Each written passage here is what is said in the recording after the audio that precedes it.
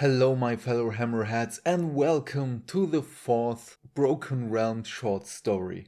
Before we begin, I recommend that you subscribe to the Games Workshop community website's newsletter, because this way you get to enjoy these short stories 2 days before they publish on the community website. Now, I won't waste any more of your time. Let's begin. Thicker Than Water. Read by Beard Almighty. Watch, Scythus. He does so. His Achillean mother has ordered it. So, Scythus Nemetar, scion of the Ironrach, stares from the window of the Coral Manor out into the open abyss. He's not sure he wants to. The Nemetar's family stronghold stands towards the edge of Priam city, overlooking the kelp fields where the Namatai labor. As a result, he has an unobscured view of the wild Alapaxes tearing through the half-souled thralls just beyond the walls. Scythus' keen eyes, attuned to the ocean's lightless gloom, can pick out where the water is being darkened by the gore jetting from broken bodies. I thought... Scythus pauses as his mother glances at him. He's not really paying attention to the Namatai, and he knows that their suffering is not the point. Scythus cares only for the Alapaxes. Something in their bewitching, single-minded frenzy speaks to him.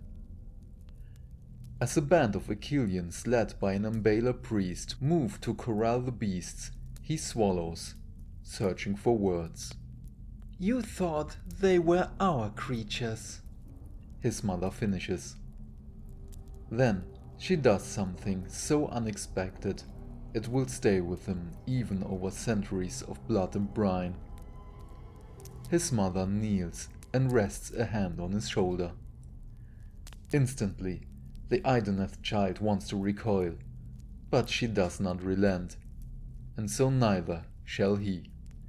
They are our creatures, only so long as our will remains paramount, his mother says. Scythus listens, even as he watches the Embaler's arm being ripped away in a sudden snapping flurry. Falter, and they become predators like any other. Remember that, in their hearts, they are only predators. Scythus opens his eyes. He grimaces. He grimaces often now. It has been that way since a Canaanite murder maiden carved off half his face at Hagnar. This campaign along Akshi's Charwind coast, in which they now fight alongside that bloodthirsty order to silence townships once bound to Anvilgard, has not improved his mood. But High King Volturnus has commanded it, and so his strong right hand will see it done. Huntmaster Nemetar had still been recovering from a blow dealt by Morathi herself when the alliance had been struck. He would, unsurprisingly therefore, have argued against joining with the murder god's daughter. Yet the Ideneth played their part in the fall of Anvilgard, and when the god king's hammer descends, it may strike against them too. To ensure that no word of their treachery, call it what it is, all things considered, reaches Azir, who will go to any length. They have slaughtered 4 Sigmarite settlements now to that end. This is the 5th. Seated atop his Deepmare steed, Nemetar watches the last defenders try to rally. The human soldiers can barely move amidst the crashing ether sea, while the elves are as packs of maddened Fangmoras. The daughters take their time to purge every street, screaming war oaths around their vile cauldron. The statue atop the wheeled altar has already been subtly altered. its features made more reminiscent of the reborn Morathi Kane. Nemetar sees it. He wonders if the Kanites do. His own blood-serf hunt, at least, fights with customary efficiency. The death they deal is quick, if not clean. For the Alapaxes that his elite Achilleans ride are always kept ravenous.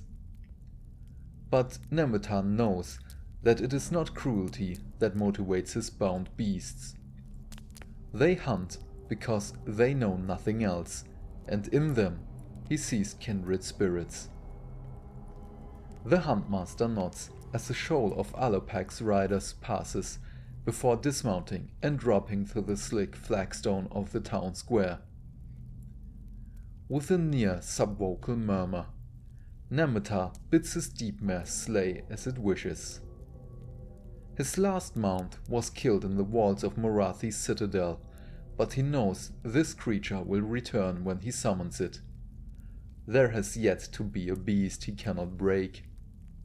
He marches through the water and gore pooling at his feet towards the town's conclave chamber.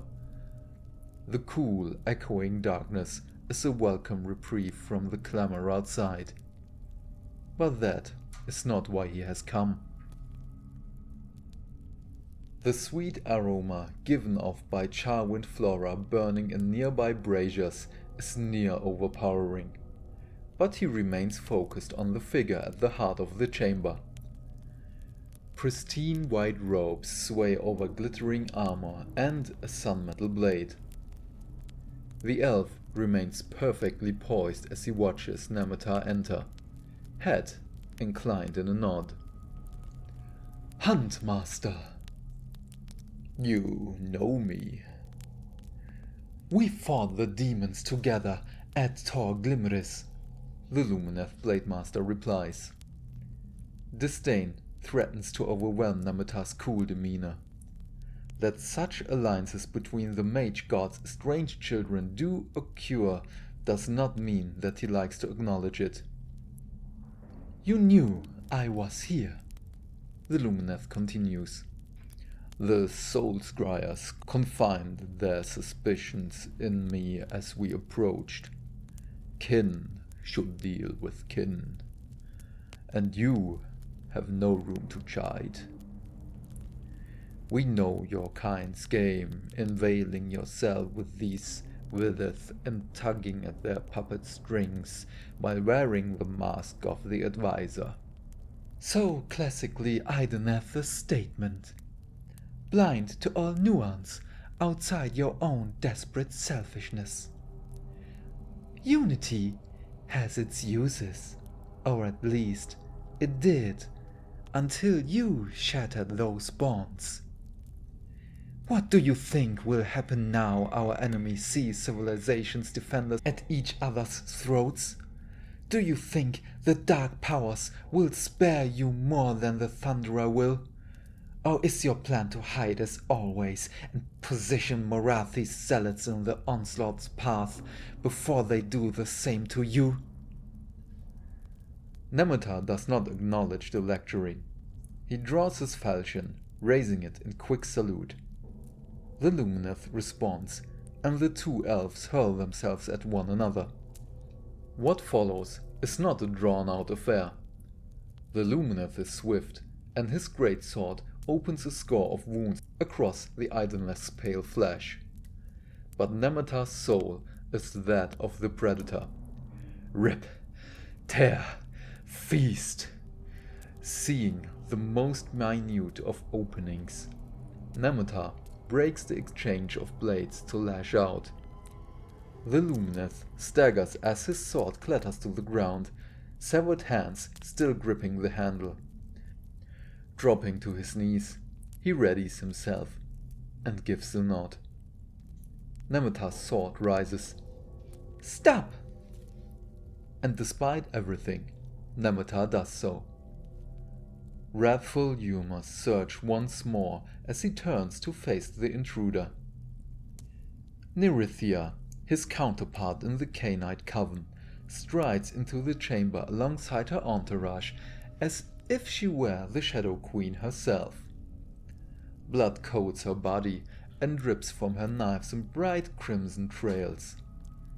Smirking, Nerithia shakes her head before glancing at the Lumineth. Temper, Nemetar. Remember our terms. We are permitted to choose the finest sacrifice for Morathi Kane. And right now, that is this shining sun. She almost spits at the mutilated elf, features creasing in viperous glee. Before she realizes it, Nemetar's grip tightens around his falchions. His soul. Careful. Nerithia turns whipcord fast, Siansa blade leveled. Her taunting cadence does not match the murder dancing in her eyes.